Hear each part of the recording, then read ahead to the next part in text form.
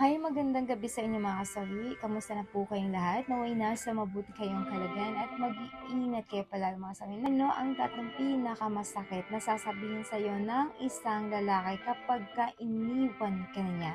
Pakinggan niyo to mga girls. Baka meron ka na rin idea or naranasan mo na ito na bakit ka nga ba iniwan at nabato na rin niya itong mga salita na ito sa'yo, mga kasawi.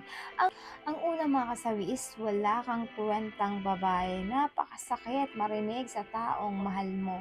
Nasasabihan ka na wala kang kwentang babae kasi durog na durog yung puso mo. Hindi mo alam kung ano ang gagawin mo tuwing sasabihin niya sa'yo.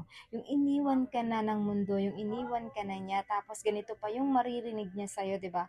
Sobrang hindi mo alam kung ano ang gagawin mo sa kanya, kung sasampalin mo ba siya, kung tatadyakan mo ba siya, or mananakit ka ba sa kanya, or tatanungin mo siya kung bakit nga ba wala kang kwenta sa paningin niya, o dahil nagawa niya lang ito sa'yo dahil meron na siyang iba, mga kasawi. Yan lang po yung ating una na pinakamasakit, mga kasawi.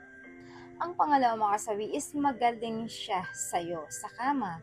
Napakasakit bilang babae lalo kapag alam mo sa sarili mo na hindi mo naman talaga binibigay yung 100% na performance, yung 100% na effort para sa kanya dahil may mga obligasyon ka na akala mo naiintindihan niya sa una, yung akala mo okay lang sa kanya, na akala mo kontento na siya sa mga performance mo na ginagawa sa kanya.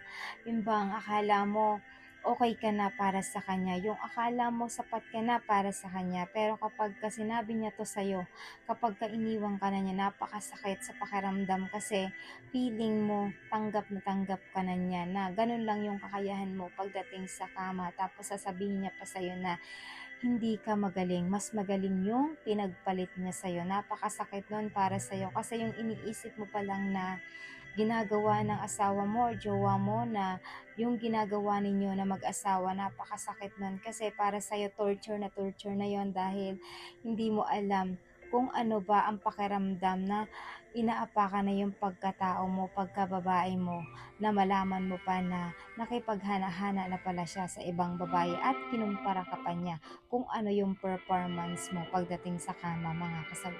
Ayan lang po yung ating pangalawa na pinakamasakit.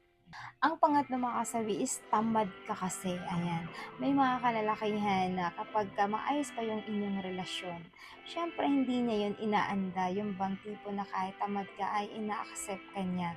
Or kahit ba na masipag ka pero sa ngalan na dahil meron na siyang pinagpalit na iba, lahat ng masasakit na salita ibibitawan niya sa'yo kasi wala ka ng halaga para sa kanya, wala na siyang pagmamahal sa'yo.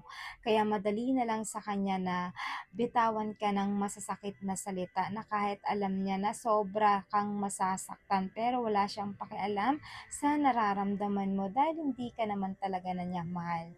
Dahil meron ng mahal siyang ibang babae at yun na yung babae na kinahuhumadingan niya ngayon. Kaya kumbaga lahat ng salita na masasakit ay pwede niya nang sabihin sa'yo dahil hindi na siya nasasaktan tuwing binabato niya ang salitang ganito sa'yo, mga kasawi, kasi wala na siyang pakiramdam pa para sa'yo. Ayan lang po yung ating pangatlo na pinakamasakit. At syempre hindi mawawala yung ang advice sa topic na ito. Lagi natatandaan sa mga kalalakihan, kapag ka iniwan nyo man ang babae, huwag nyo nang pagsabihan pa ng masasakit kasi once na malaman nila na meron na kayong iba, hindi nyo na kailangan pang sabihan sila ng mga katagang yan. Kasi sobrang durog na ang isang babae, lalo pat alam nila na meron nang nangyayari sa inyo ng inyong kabit o yung kinamahumalingan na ibang babae, mga kasabi. Dapat sa ganitong sitwasyon ay makarefully kayo sa pagsasabi sa kanila kasi huwag nyo nang dagdagan pa yung nararamdaman nilang sakit na binigay nyo sa kanila kasi hindi nyo alam kung ano ang gagawin niya kapag once na iniwan mo siya sa ere, mga kasabi. Dahil lagi mong iisipin na meron naman kayong pinagsamahan dalawa, yung naging masaya ka naman nung kayong dalawa. Kaya sana mas maganda na maging mainahon ka or wag ka nang magsalita ng mga masasakit pang salita laban sa kanya, mga kasawi. Ayan lang po yung aking advice. Maraming salamat po sa patuloy na pagsuporta niyo sa akin, sa walang sawang pag-share at pag-comment. Sa mga hindi pa po nakapag-subscribe, mga kasawi, pwede kayong mag-subscribe, pwede rin kayo mag paki-follow para updated kayo sa topic ko araw-araw. Magandang gabi mga kasawi, mahal kayo ng inyong advisor.